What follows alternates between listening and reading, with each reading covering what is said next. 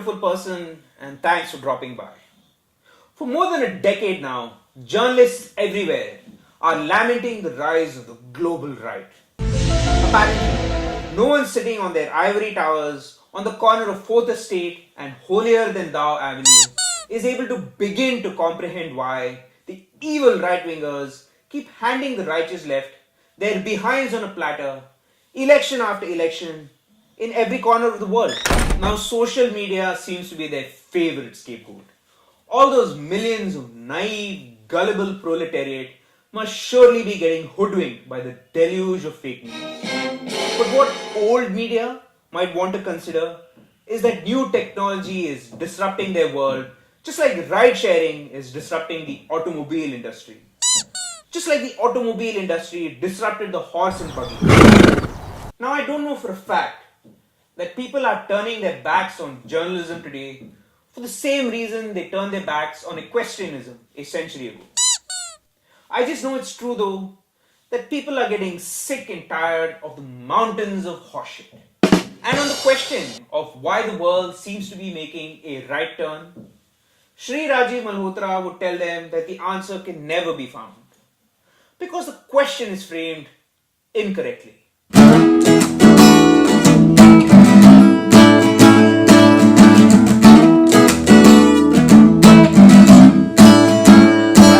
Shree Rajiv Malhotra would tell anyone trying to analyze global politics today with a rigid left versus right framework that it is akin to classifying every known fruit as either the proverbial apple or orange.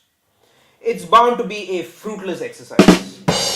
But if we must do so for purely academic reasons, these folks are clearly apples.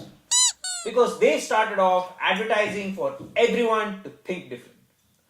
Oddly enough though, they can't seem to stand anyone who thinks differently. Here's a bit of trivia. The first time someone was tempted into biting into this forbidden fruit, they unleashed unimagined mayhem and suffering that the world is still dealing with today. It's surprising how people wear that apple badge proudly though, for no reason other than to let everyone know just how special their little club is and just how clever they all must be. Aww. Now Trump. Just like everything else, Trump makes step number 2 uncomplicated. Because he defaults to the orange in almost every analogy. Well done. But that's where the comparisons end. The others are clearly neither apple nor orange. By all measures, Erdogan is a dirty, rotten tomato. Modi, by his own admission, is an armed army. Bolsonaro is either cocoa or cacao, depending on who in South America you ask. And MBS seems to be of the opinion that Putin is a pear. But I really can't tell because of his thick Arab accent. And I can go on and on. But the point is, painting this basket of fruit with one brush is clearly far from optimal. And the only time it comes close to being efficient is when you're trying to reduce global politics into a series of clickbaity headlines.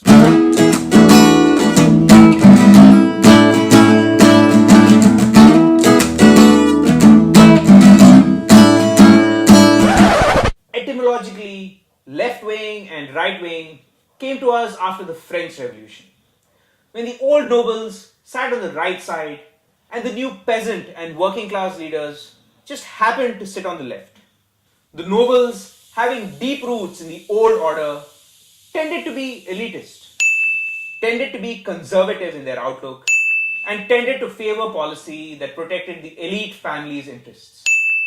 The left wing, on the other hand, had tasted blood on the guillotine, and their lust for revolution has not been satiated even after 4 centuries.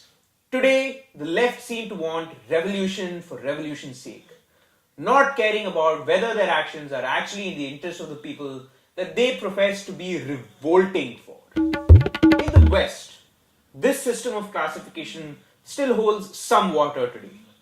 In America, for example, the Republican leaders come from old money, tend to be more devoutly religious, tend to support the policies which favor a capitalistic free-for-all. The Democrats, on the other hand, challenge the status quo by espousing new ideas like LGBTQ rights, climate activism, the legalization of cannabis, and the establishment of a social welfare state. But the demarcations get less watertight when we use the same framework in an Indian context. Now, like most places in the world, in India, the far left has not made any significant dent at the ballot box. You might be surprised to learn that Sitaram Yechuri has not won a single public election in a political career spanning 5 decades. And yet he seems to hold a disproportionately large share of voice. Now I speculate, but if it's not the votes that he brings to the table, it must be the resources that his comrades in the East are only happy to pump in. Other elements like this have found innovative ways to hijack the discourse in India, taking advantage of fractured mandates produced by a diverse electorate and a 7-decade-long commitment to democracy. Well done. Coalition governments have tended to be more opportunist than left or right. But observers in the West lazily assume that the Indian left and right align perfectly with their own, not realizing that in India, the so-called right does not come from old money. And they would surprise journalists who care to listen with their opinions about issues like LGBTQ rights, climate activism, the legalization of cannabis, or the establishment of a social welfare state. What Western media fail to recognize is that what is labeled as left in India have gone full-on animal farm, and just like George Orwell's pigs, are happy to ship every last boxer off to the glue factory if it secures them or their children a seat in the House of People. What global media houses are doing is lazy and superficial at best, and deliberately disingenuous and criminal at worst. And on the original question of why voters everywhere seem to have their right indicators flashing, somebody should tell the journalists sitting on their ivory towers on the corner of 4th Estate and Holier Than Thou Avenue that a monolithic global right is a figment of their imaginations, and voters everywhere are just running as far away as they can from an increasingly inscrutable left.